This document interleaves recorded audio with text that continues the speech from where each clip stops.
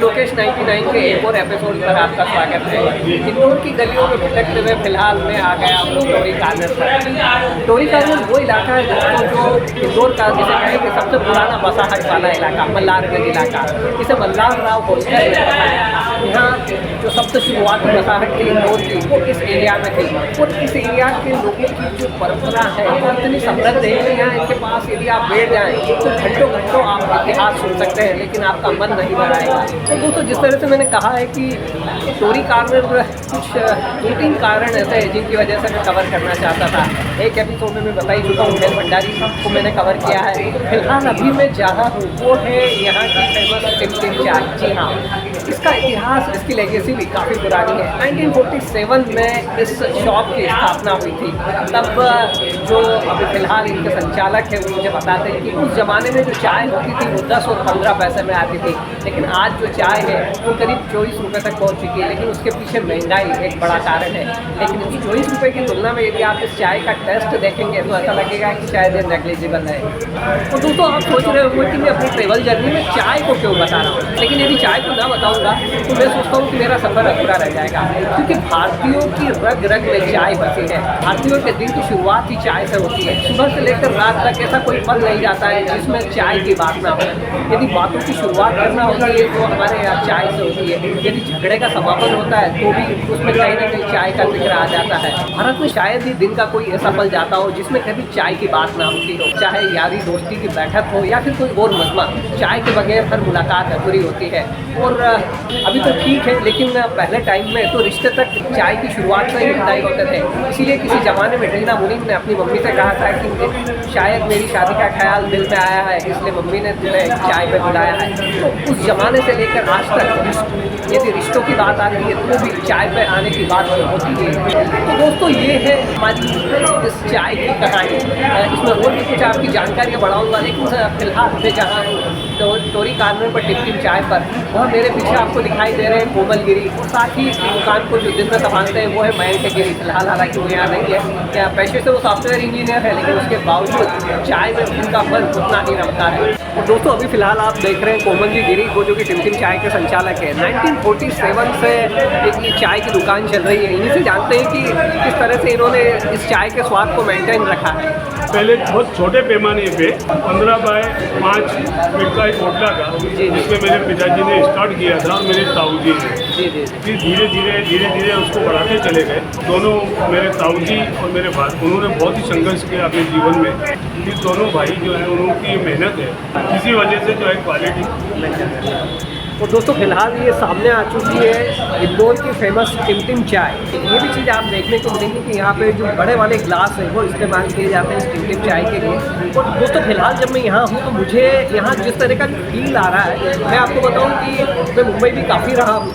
मुंबई में आप यदि अंधेरी स्टेशन पर उतरेंगे तो वहाँ ईरानी चाय काफ़ी फेमस होती है। चाय तो है लेकिन वहाँ ईरानी चाय का भी एक अपना क्रेज़ है।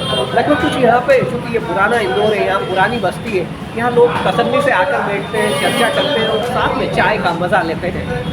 और दोस्तों जितनी तारीफ सुनकर मैं इस टिम चाय की यहाँ आया हूँ, आपके लिए मेरा फ़र्ज़ बनता है कि मैं इस चाय को चखकर बताऊँ कि वास्तव में ये किस तरह की है। आइए चाय पीकर देखते हैं।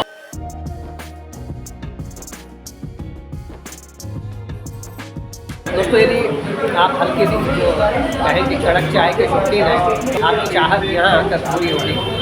तो वैरायटी आपको अलग अलग मिल जाएंगी। यदि आप कम शक्कर पीना चाहें तो आपको कम शक्कर की मिल जाएगी। यदि आप ज़्यादा शक्कर पीना चाह रहे हैं तो वो भी मिलेगी। और चूँकि मालवा में खासियत है कि लोग कड़क और मीठी चाय को पसंद करते हैं। भले ही शुगर की प्रॉब्लम आजकल दिनों दिन बढ़ती जा रही है, लेकिन उसके बावजूद लोग कड़क और मीठी चाय आज भी पसंद करते हैं। तो दोस्तों यदि आप इंदौर आए और यदि आप भी चाय के शौकीन हैं तो मेरा सोचना है कि चूँकि चाय के बगैर हमारा सफ़र अधूरा ही रहता है। क्योंकि हम कहीं भी चले जाएँ चाय कहीं ना कहीं तो जाकर पीते ही है। यदि आप एक अच्छी चाय की तलाश में रहे इंदौर में घूमते घूमते टोरी कार्नर तक आ जाए तो टोरी कार्नर में टिम की चाय जरूर पीकर जाइएगा। दोस्तों इंदौर का टोरी कार्नर वो इलाका है जिसने पुरानी सियासत देखी है। विद्याचरण शुक्ल, प्रकाश चंद्र सेठी से लेकर बड़े बड़े नामचीन नेता इस कॉर्नर पर आकर अपनी राजनीतिक बिसाते यहाँ पर कभी जमाई है। यदि कोमल जी गिरी से अभी जब मैं बात कर रहा था तो उन्होंने अपने सारे पुराने अनुभव बताए, यहाँ की सारी चीज़ें, सारी बातें उन्होंने तफसील से बताई। और दोस्तों, टोरी कॉर्नर के बारे में आपको मैं एक चीज़ और बताना चाहूँगा। टोरी कॉर्नर ये वो जगह है जहाँ पर होली के 5 दिन बाद रंग पंचमी के दिन एक रंगों का ऐसा सैलाब, रंगों का ऐसा त्यौहार बढ़ता है कि जिसे देखकर पूरा भारत दंग रह जाता है। जी हाँ, टोरी कॉर्नर से देखकर राजबाड़ा तक रंग पंचमी के दिन यहाँ एक रंगों की गेर निकलती है। उस गेर में करीब लाखों लोग होते हैं और आलम यह होता है कि टोरी कॉर्नर से लेकर राजबाड़ा तक की सारी छतें पूरी तरह से पैक हो जाती है। या तो लोग छतों पर चढ़ जाते हैं इस गेर को देखने के लिए, या फिर पूरा प्रशासन उन छतों पर कब्जा कर लेता है मॉनिटरिंग के लिए। लेकिन जो नज़ारा होता है वो अद्भुत होता है। और चूँकि इस गेर को निकलते हुए करीब 75 साल हो गए हैं, तो प्रशासन का ये प्रयास है कि इस गेर को यूनेस्को की जो विश्व धरोहर की श्रेणी है उसमें शामिल करवा लिया जाए। इसके लिए प्रशासन अपने पूरे स्तर पर जोर लगा रहा है। और दोस्तों, ये जो गेर थी ये शुरू में टोरी कॉर्नर ही इस गेर के लिए जाना जाता है। फिर चाहे इसमें कमलेश खंडेलवाल जी हो, चाहे गिरी साहब हो, ये सब सारे लोग रहे हैं जिन्होंने इस गेर को सबूत तक पहुंचाया है।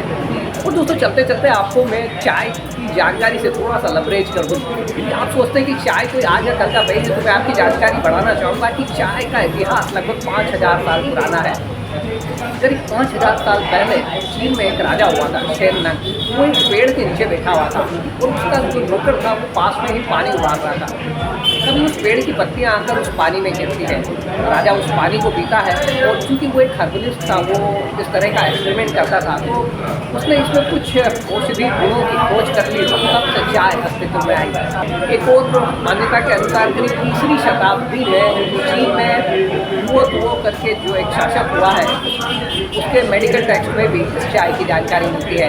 लेकिन यदि वर्तमान रूप में देखें तो पश्चिम से चाय का परिचय पहली बार पुर्तगालियों ने 16वीं सदी में कराया था और भारत में जो चाय आई है उसे अंग्रेज लेकर आए थे। 1850 में पहली बार चाय का प्लांटेशन हुआ और यह दार्जिलिंग में हुआ था।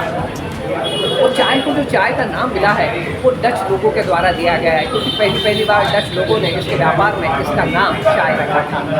दोस्तों, फिलहाल नोमैड लोकेश 99 के इस एपिसोड में बस इतना ही। टिमटिम चाय का स्वाद अपनी जुबा पर लेकर आपसे विदा होना चाहता हूँ। चलता हूँ आपसे जल्दी मिलूँगा फिर किसी नए ट्रेवल डेस्टिनेशन पे, फिर किसी नए फूड डेस्टिनेशन पर, और साथ ही वहाँ के रीति रिवाज, कल्चर और रहन सहन के साथ। तब तक के लिए अपना खास ख्याल रखिएगा। Good bye, good night, Shaba खैर। यदि अभी तक आपने मेरा चैनल नोमैड लोकेश 99, जी हाँ, मेरे चैनल का नाम यही है, NOMADLOKESH99। यदि आपने अभी तक इसे सब्सक्राइब नहीं किया है तो प्लीज़ इसे सब्सक्राइब कर लीजिएगा, क्योंकि अगले कुछ सालों में पूरे वर्ष को नापने की तमन्ना है। और यदि आपका साथ रहा तो ये सफर बेहद मज़ेदार रहेगा। चलता हूँ, जल्दी मिलता हूँ आपसे फिर किसी नए ट्रैवल डेस्टिनेशन पर। तब तक के लिए अपना खास ख्याल रखिएगा।